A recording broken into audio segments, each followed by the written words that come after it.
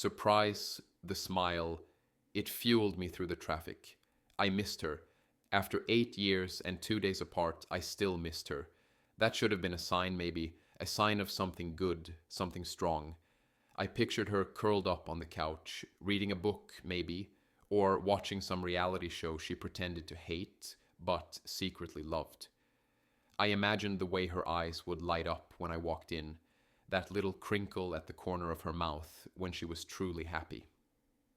The city lights blurred past the window. I felt a surge of anticipation, I guess, a sense of coming home, of returning to the center of my world.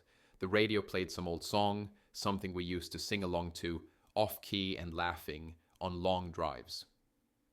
As I got closer to our neighborhood, a strange feeling crept in, a subtle unease that I couldn't quite place. The streets were quiet, the houses glowing with that familiar evening warmth. Everything seemed normal. Too normal, maybe.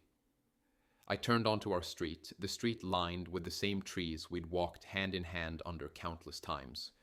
Our house came into view, the porch light casting a warm glow on the neatly trimmed lawn. It looked inviting, but something felt slightly off. The porch light was on, which wasn't unusual, but the kitchen lights were blazing too, and through the blinds I could see shadows moving, dancing almost.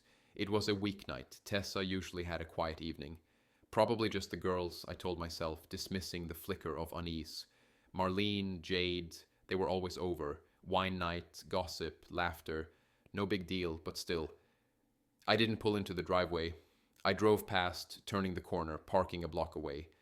I didn't know why, not consciously, some instinct, some hesitation. I walked back slowly, deliberately, the cool night air on my face. I didn't go through the front door. I found myself drawn to the side gate, the one that led to the back deck. The laughter was louder now, carried on the night air. And it wasn't the gentle, comfortable laughter I knew. It was something else, something sharp. The gate creaked open, a sound that now, in retrospect, feels like the soundtrack to the end of everything.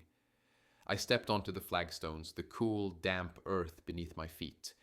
The back deck was bathed in a soft yellow light, spilling out from the sliding glass doors. I could hear them clearly now, voices, laughter, and then her voice.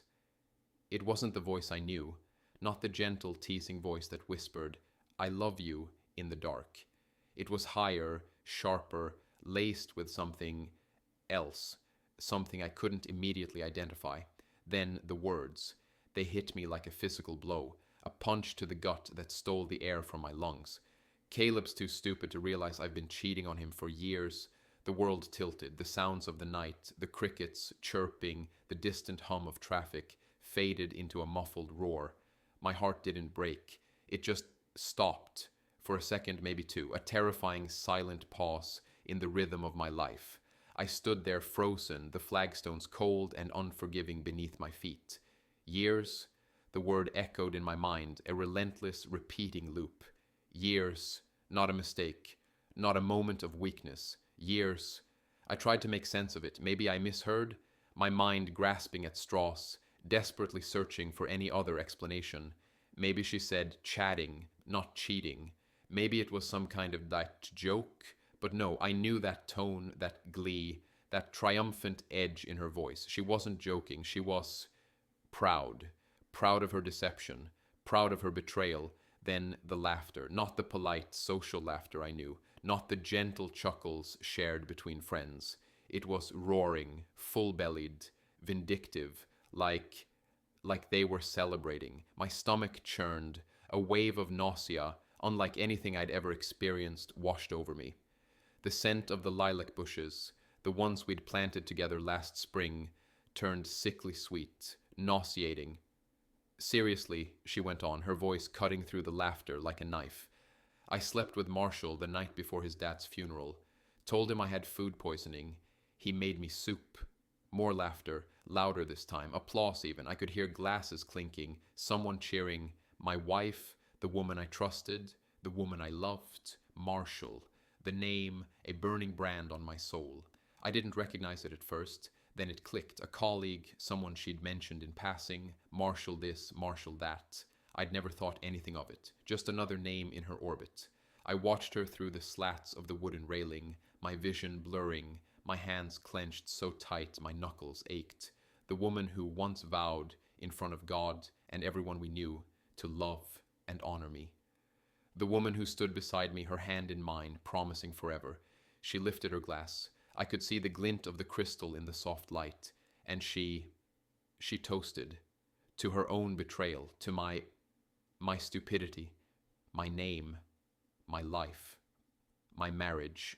Reduced to a punchline, a joke, a source of amusement for her and her friends.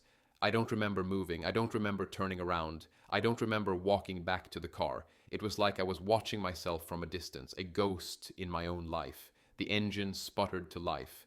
The headlights cut through the darkness. I drove, and drove with no destination in mind, just away, away from the laughter, away from the betrayal, away from the woman I thought I knew. The car moved, a metal shell carrying a broken man. I don't remember consciously deciding where to go. My hands gripped the steering wheel, a desperate hold on something solid, something real in a world that had suddenly turned to smoke. The streetlights blurred, streaks of smeared paint against the darkness. I kept telling myself to breathe, but it didn't work. The air felt thick, heavy, like I was trying to inhale through a clogged filter. Each breath came in ragged pieces, as if the air itself was made of shattered glass. I ended up in a Target parking lot. I don't know why. It was late, the store closed, the only illumination coming from the harsh, fluorescent lamps that cast everything in an artificial, almost sterile glow. It felt safe, in a strange way, empty. Number I pulled into a space far from the entrance, killed the engine, and just sat there. The silence was deafening. The only sound was the faint hum of the cooling engine and the distant rush of traffic on the highway. People came and went, their lives continuing, oblivious to the earthquake that had just swallowed mine whole. Mothers with strollers, their faces tired but content. Couples holding hands, their laughter echoing in the vast emptiness. A man juggling a six-pack and a frozen pizza, his steps hurried, his destination clear. Their lives hadn't changed tonight. Mine had been flipped inside out, turned into a grotesque parody of what I thought it was. That's when the nausea hit. Not the kind that makes you vomit, but something worse. A deep, gnawing sickness that settled in my ribs and spine, making my skin feel too tight, too small. A sickness of the soul. It whispered, it didn't shout. It whispered insidious, poisonous things. You were never enough. You never saw it coming. You were a fool. I reached for my phone, my hand shaking so badly I almost dropped it. No messages from her, no missed calls. Of course not. She didn't even know I'd been there. She was probably still inside, laughing, drinking wine, bragging about him, Marshall. The name burned, a brand on my memory. A smug, faceless phantom who had somehow insinuated himself into my life, into my marriage, into my bed. The thought of them together, it was too much. I couldn't even form the image in my mind. It was like trying to grasp smoke, to hold onto a nightmare. I scrolled through my contacts, my thumb hovering over names, unsure who to call. My parents, number, they'd be devastated. My sister, too far away. Then Tobias. His name, a beacon in the darkness. He was always the steady one, the one who didn't judge, the one who just listened. I hit call. He picked up on the second ring. Yo, he answered, his voice low. I could hear cartoons in the background. His kid was probably still up. Hey, I said, my voice cracking, betraying the turmoil I was trying so desperately to contain. You okay? No. A long silence. He knew. Somehow he just knew. From the silence between my words, from the tremor in my voice. You want to come over? Yeah. Come on, he said simply. Doors unlocked, come through, and that was it. No questions, no platitudes, just an open door and a silent invitation to escape. I drove again, the city lights blurring past, a kaleidoscope of indifference. Not back to the house, not back to the woman who had laughed while turning my life into a punchline. I drove to my friend's place, to the only person who, I knew, would look me in the eye without pity or performance. Tobias was waiting at the door, a silent sentinel in the harsh glow of his porch light. He didn't ask questions, not at first, Just a look, a nod, and a step aside, letting me into the familiar warmth of his home. It smelled of pizza and baby powder, a stark contrast to the sterile emptiness of the Target parking lot.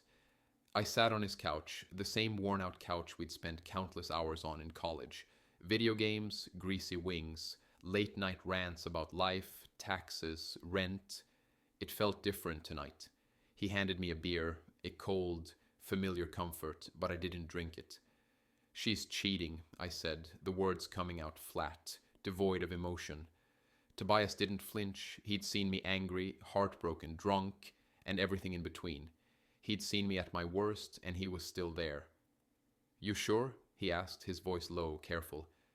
She said it to her friends, laughed about it, said I was too stupid to ever notice. The words tasted like ash in my mouth. He cursed under his breath, a low, guttural sound. Jesus. And get this, I continued, the bitterness rising in my voice. Marshall Dane, that smug bastard from her old project. She was with him the night before my dad's funeral. Tobias's face tightened. Damn, man. She told me she had food poisoning, I said, the memory hitting me like a physical blow. I made her fucking soup. We sat in silence for a long time. The only sound was the soft, rhythmic breathing of his son, asleep down the hall. I stared at the ceiling, the familiar popcorn texture suddenly alien, mocking. He looked like he wanted to say something comforting, something to ease the crushing weight on my chest. But there wasn't anything. No words could undo what I'd heard, what I now knew. Instead, he got up, moved with a quiet purpose, and came back with his laptop. He placed it on the coffee table, the screen glowing, illuminating his face with a pale, electronic light. What are you doing? I asked, the question a reflex, not a genuine inquiry. Helping, he said simply. We're not going to sit here and let her keep winning. You need a plan. A plan. The word felt foreign, detached from the raw, chaotic mess of my emotions. But it also felt right. A lifeline, a way to navigate the wreckage. First things first, Tobias said, his fingers flying across the keyboard. Divorce lawyer, I know a guy, but we'll look around. Someone brutal, someone who knows how to dig and fight. I nodded, not because I was ready, not because I'd even begun to process the idea of my marriage ending, but because I had to be. I had to start somewhere. I had to do something. That night, while his son slept soundly down the hall, and a muted TV played reruns in the background, we built the blueprint for my escape. Tobias pulled up legal forms, local attorney reviews, posts from men who had gone through the same hell and somehow made it out. 3 a.m. I was still wide awake, staring at the ceiling, not crying, not breaking down, just thinking, replaying everything, every "I love you" she'd whispered while texting him, every dinner she'd said she had to cancel because of meetings, every time I kissed her goodnight, and she'd rolled over with a fake sigh. I hadn't just lost my wife. I'd lost the illusion of who I thought she was. And now I was going to take my life back, one cold, calculated step at a time. The next day felt surreal, like stepping back into a play after the final act, the actors still performing their roles, oblivious to the fact that the audience had already left. I returned home, the familiar weight of my keys in my hand, the same worn expression on my face, as if nothing had changed. It took everything in me, every ounce of self-control I possessed. But I walked through that front door with the same keys I'd always used, wearing the same clothes I wore every other tired Sunday. I dropped my overnight bag in the foyer, the same spot I always did, as if I hadn't spent the night plotting an escape route from the woman I once thought would grow old with me. Tessa was in the kitchen when I came in, barefoot, her robe slipping from one shoulder, a coffee cup dangling from her fingers. She glanced up, her eyes meeting mine, and gave me this half smile, the kind you tossed to a roommate, not a husband. Hey, she said, her voice casual, almost breezy. You're back early. I thought you weren't coming until Monday. I shrugged, a nonchalant gesture I'd practiced in my mind during the drive. Trip fell through. Tobias's kid got sick. She rolled her eyes, a familiar, almost affectionate gesture that now felt alien. Figures, men and their fragile plans. I leaned against the counter, studying her. The way she moved, the way she spoke, the way she breathed. It was all a performance, a carefully constructed facade, no guilt, no hesitation, just normalcy. She even had the audacity to gesture towards the mess of wine glasses and pizza boxes still cluttering the dining room table. Those girls are animals, she said, grimacing.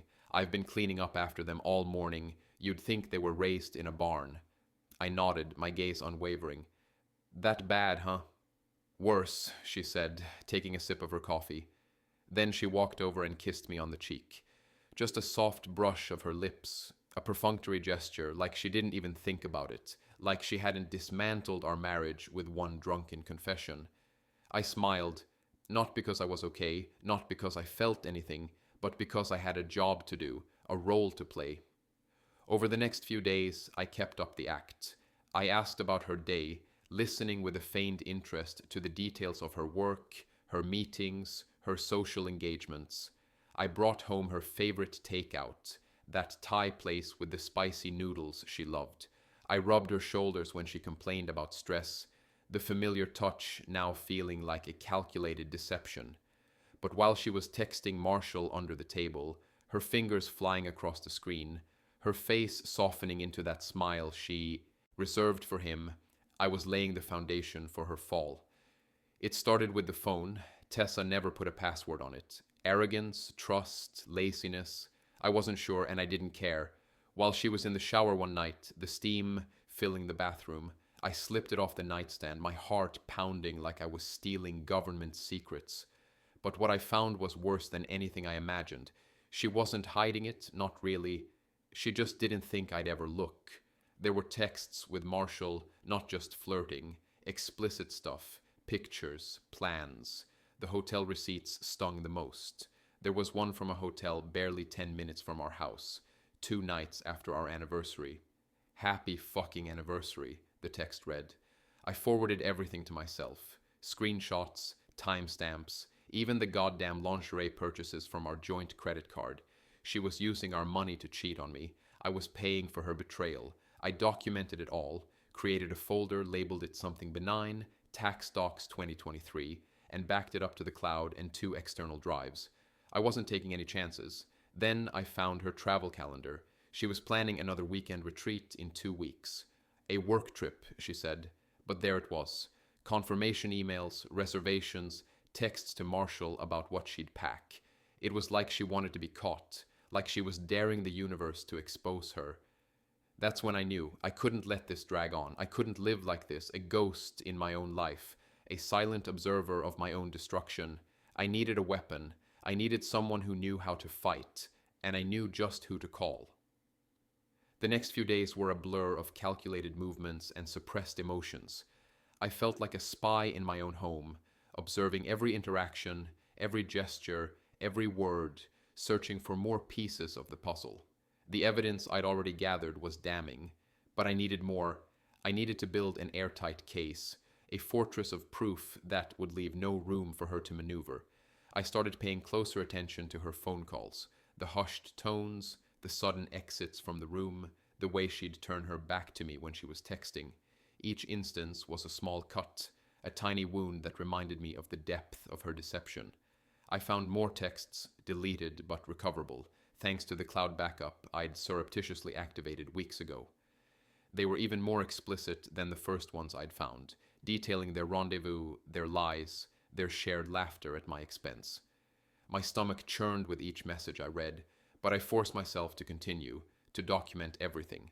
I even started keeping a log, a detailed record of her movements, her phone calls, her online activity.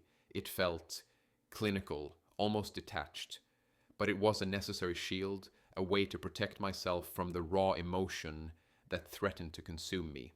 The weight of this double life was crushing, the constant pretense, the forced smiles, the hollow, I love you, that passed between us at night. It was exhausting. I felt like I was living in a play, a grotesque performance where I was both the actor and the audience, forced to watch my own humiliation unfold. But I knew I couldn't break. Not yet. I had to stay strong, stay focused. I had a plan, and I had to see it through. That's when I reached out to Elira Grant. I'd found her name in an online forum, a support group for men who had been betrayed. Her name came up again and again, whispered with a mixture of awe and fear, a divorce lawyer with a reputation for being ruthless. I read about her cases, the way she'd eviscerated opposing counsel, the way she'd secured favorable settlements for her clients. Even in the most difficult circumstances, she was known for her sharp intellect, her unwavering determination, and her complete lack of sentimentality. I was nervous when I called her office, my voice trembling slightly as I spoke to her assistant. I felt vulnerable, exposed, admitting to a stranger the most painful secret of my life. Her office was sleek and modern, all glass and steel, a stark contrast to the warmth and comfort of my home, or what I thought was my home. Elira herself was imposing, tall, with piercing eyes, and a demeanor that commanded respect. She didn't offer sympathy. She didn't pat my shoulder or call me brave. She simply listened, her expression unreadable as I recounted my story, presenting her with the folder of evidence I'd so meticulously compiled. She read through it silently, flipping page by page with the same expression a surgeon might wear while examining an X-ray. When she finished, she looked up, her gaze direct and unwavering. "Do you want justice?" she asked, her voice cool and precise. "Or revenge?" The question caught me off guard. I hadn't thought about it in those terms. I'd been so focused on the mechanics of the situation, on gathering evidence and protecting myself, that I hadn't considered the ultimate goal. "What's the difference?" I asked, my voice barely a whisper. She smiled a thin, almost predatory smile. "Justice ends in court. Revenge lingers." Her words hung in the air, heavy with implication. I knew in that moment that I wanted both. The next 2 weeks were a strange, unsettling limbo. I moved through my days with a chilling calm, a deliberate detachment that felt both foreign and necessary. Every morning I made coffee, the familiar ritual a stark contrast to the storm brewing beneath the surface. I poured hers into the pink travel mug she loved, the one with the silly cat picture on it, a mug that now felt like a cruel mockery. I kissed her on the forehead before she left for work, the same perfunctory gesture I'd always made, but the man she kissed goodbye didn't exist anymore. He died the night she laughed about cheating. At night, she curled up beside me in bed, tapping away on her phone with her back turned, her fingers flying across the screen, composing messages to him. Sometimes I watched her screen in the reflection of the window, the words glowing in the darkness. "Can't wait to taste you again. He has no idea. Still using his money." I memorized it all. The words didn't hurt anymore. They enraged me. Each syllable, another coal fueling the furnace inside me. She thought she was safe. Because I didn't confront her, she mistook my silence for stupidity, my composure for weakness. She had no idea the intricate web I was weaving, the careful steps I was taking to dismantle her world. I was securing my accounts, changing passwords, moving funds, separating my paycheck into a new, undisclosed account. One by one, I removed her access, cutting her off, isolating her financially. I opened a new credit card in my name alone, shutting down our joint one. I left hers active for now, just enough rope to let her hang herself. I called our financial advisor, posing as someone curious about investment options, a vague inquiry to establish a separate financial identity. In the background, I was documenting everything. I needed no loose ends. I'd heard too many horror stories of men caught flat-footed, stripped of everything because they reacted instead of preparing. Meanwhile, I signed a lease, a 2-bedroom apartment in Midtown. Nothing flashy, just clean, quiet, and mine. I furnished it piece by piece, using a burner card, a sleek couch, a basic desk, a bed that hadn't been shared with someone who said, "I love you," while messaging another man. I'd come home at night and eat dinner with her, making small talk, discussing her day, pretending everything was normal. But during my lunch breaks and odd hours when she thought I was working late, I was building my future in that new space, hanging art, unpacking cutlery, setting up a life that didn't include her. She didn't notice a thing. She was too distracted, too consumed with her own deception, too confident in her ability to manipulate me. Then, one day, while sitting beside me on the couch, watching some stupid reality show, she let out an annoyed sigh. Ugh, my card got declined at Soul Spot today. I had to Venmo Jade to cover the appointment. I looked up from my laptop, all innocent concern. Really? That's weird. She rolled her eyes, a gesture I once found endearing, now just irritating. Probably a stupid bank error. You'll call them? Of course, I said, my voice steady, my gaze unwavering. I'll handle it tomorrow. She smiled, kissed my cheek, that same perfunctory kiss. You're the best. And I nodded, because she had no idea the stage she was standing on was crumbling beneath her feet. I wasn't just leaving, I was orchestrating her collapse, quietly, carefully, the way you dismantle a bomb, slowly, methodically, making sure every wire is accounted for. At night, she whispered, I love you, as she drifted to sleep, her back to me, her fingers still twitching from texting him. And I whispered it back, with the same emotion I reserved for spam emails. There were moments, fleeting ones, when guilt tried to sneak in. I'd see a photo of us from 3 years ago, smiling on some beach in Cabo, her arms wrapped around my neck like she meant it.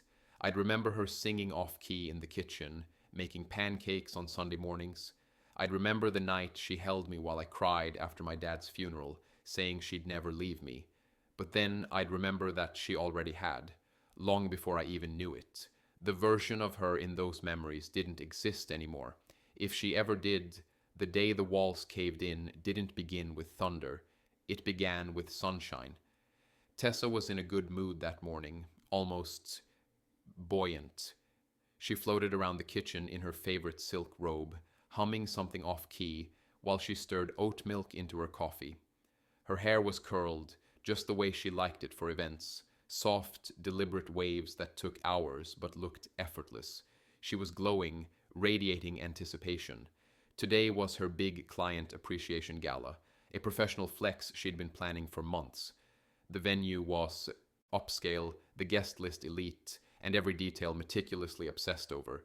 She was beaming, oblivious, walking straight into the fire. I'm gonna head out early, she said between sips, her eyes sparkling. Still got to run through the checklist with the event team before everyone shows up. Want me to drop by later? I asked casually, folding a napkin at the counter, my voice steady, betraying nothing. She smiled brightly, touched my arm, a gesture that now felt rehearsed, insincere. No, baby, it's mostly for clients, boring schmoozy stuff. I nodded, my gaze unwavering. All right, knock 'em dead. She kissed me, full lips, full lie, and breezed out the door, a picture of confidence, a woman who believed she had the world in her hands. I waited, exactly 5 minutes. Then I pulled my phone from my pocket and opened the message thread with Lena Dean, Marshall's wife. The evidence package I'd curated for weeks had just been delivered to her inbox, photos, texts, screenshots, hotel receipts, even a printout of the lingerie invoice. Ayera Ilira had helped me draft the cover note, professional but brutal. Lena had suspected for months, she told me during our single, hushed phone call 2 days ago, but she had no proof until now. Her voice trembled when she thanked me, told me she didn't know whether to cry or scream, said she felt like she could finally stop questioning her sanity. We made a pact. Today was Judgment Day for both of them. I waited. At noon, Tessa's phone, still synced to the cloud, began erupting. A storm of texts came in like a hail of bullets. Jade asking if the rumors were true. Marlene sending question marks, a string of them, like a desperate SOS. Her assistant calling her boss, demanding clarification. And then one from Marshall himself. What did you do? I imagined her face draining of color, her perfect world beginning to slip, the smile cracking, the mask falling. Then, at 2 p.m., just as the event was kicking into gear, another alert came in, this time from the venue coordinator. I had copied her on the email to Lena for one very intentional reason. I wanted a witness. We cancelled her event, the coordinator wrote, her tone cool, professional but firm. Out of respect to all parties involved and due to overwhelming inquiries regarding your personal scandal now affecting our brand. I imagined Tessa, surrounded by flower arrangements and floating banners, her phone vibrating endlessly, her carefully curated life unraveling like a cheap thread pulled too far. She left by 2:15 p.m. I knew this because I'd set a location tracker on her phone, a final, necessary invasion of her privacy. I needed to know. I was already home by then. Seated on the living room couch, my clothes clean and folded, a calm storm in a tidy house. On the table in front of me, a cream envelope waited. Inside, her divorce papers. Final, official, soaked in silent fury. Ayira's words echoed in my head as I placed them gently, deliberately in the center of the table, like a chess piece, a final move in a game I hadn't wanted to play. Tessa came through the door at 6 p.m. Mascara smeared, hair limp, she looked like a child caught in a lie. Her purse dropped with a thud on the floor as she froze in the entryway, her eyes wide with a mixture of fear and disbelief. I didn't rise, I didn't flinch. What did you do?" she croaked, her voice hollow, barely audible. I didn't speak. I just tilted my head towards the table, a silent invitation, a final, devastating reveal. She stepped closer, her hands shaking as she picked up the envelope. She opened it, read the first page, then the second, then the third. Her knees nearly buckled. "You knew?" she whispered, her voice a broken, desperate plea. I stood slowly, my gaze unwavering, meeting hers dead on. For weeks. Tears streamed down her face, a torrent of emotion that once would have moved me, would have shattered my resolve, but not anymore. "Caleb, please," she begged, her voice thick with sobs. "I was drunk. I didn't mean it. No." "You meant it," I said, my voice sharp, cutting through her pleas. "You just never thought I'd hear it. I didn't care," she choked out, her words barely intelligible through the tears. "Yes, you did," I cut in, my voice quiet but firm. "You lied over and over. You used me, mocked me. You celebrated your betrayal with your friends like it was a party game." She sank to the floor, the papers trembling in her hands, her body racked with sobs. "I don't want a divorce. Please don't do this. We can fix it. I can fix it." "No," I said again, my voice quieter now but final, absolute. "You can't fix something you set on fire and danced around. I gave you years. You gave me humiliation." She sobbed then, big, choking cries that once would have broken me, would have shattered my resolve. Now they felt like theater, like noise. I leaned down just enough to meet her eyes, my gaze steady, unwavering. "You always thought I was too quiet, too trusting, too simple, but you forgot one thing." She blinked up at me, her face a mask of despair. "I listened," I said, my voice barely a whisper. "And I remember." I turned and walked away, not to pack a bag, not to storm out in anger, but to brush my teeth, to go on with my night. The game was over. Her applause had stopped. The mask had cracked beyond repair, and I finally felt clean. Tessa unraveled faster than I expected. The first few days she tried to play it cool, like she was just overwhelmed, like the gala fiasco was some freak PR incident she'd recover from. She posted a carefully filtered photo on Instagram of a cappuccino and croissant, captioned "Resetting." Grateful for the lessons, the kind of forced, performative positivity people put on when they're terrified to show their world is crumbling. But behind the scenes, it was falling apart, fast. Her friends, Marlene and Jade, ghosted her, blocked her on socials within a week. Marlene posted some vague caption about "real friends don't drag you into scandals," and Jade, who once told me I was husband goals, unfollowed Tessa and followed me instead. I didn't follow back. I wasn't interested in the social media aftermath. I was watching the real thing. Her clients began pulling out of contracts. I saw the emails flash across her screen while her phone still pinged to the cloud. Given the recent attention, we've decided to go in another direction, one after the other, like dominoes falling in an echo chamber. The empire she built on curated charm and curated lies was turning into dust in her hands. And her parents, that was the kicker. They called me, not her, me. Her mother sobbed into the phone, her voice thick with disbelief. "Caleb, we didn't know, we swear. If we had even the slightest idea," I kept my voice level, calm. "I believe you." Her father, more measured, more humiliated, said, If there's anything we can do to support you, please don't hesitate. Funny. A year ago, they looked at me like I'd married up, like I should have been grateful to be welcomed into their shiny suburban dynasty. Now, they were apologizing to me, and I didn't take pleasure in it, not really, and it just proved how far she'd fallen. Even her roots were pulling away from her. Marshall dumped her almost immediately. That wasn't a surprise. Lena had taken my package of evidence and used it like a scalpel. She'd filed for full custody of their 2 kids and had receipts, timelines, and damning proof in her corner. From what I heard, he offered Tessa nothing more than a panicked voicemail and a blocked number, so she started to crack. At first, it was quiet, just the stares. She'd look at me from across the room with this expression like she didn't recognize me anymore, like the man who used to beg her to come to bed early and binge old sitcoms with him had been replaced with someone colder, untouchable. Then came the swings. Some mornings she'd knock gently on my bedroom door, the guest room which I'd claimed as mine weeks ago, holding coffee, wearing that soft grey cardigan I once loved. She'd sit at the foot of the bed, teary-eyed, whispering, "I don't know who I am without you." She'd reach for my hand, try to lace our fingers together like old times, and other nights she'd scream, loud, ugly shouts from behind the closed door of our old room. "You're not a saint, Caleb. You think you're so noble, but you're just as fake as I was." I wouldn't respond. I didn't need to. She wasn't speaking to me. She was screaming at the version of me she thought would break.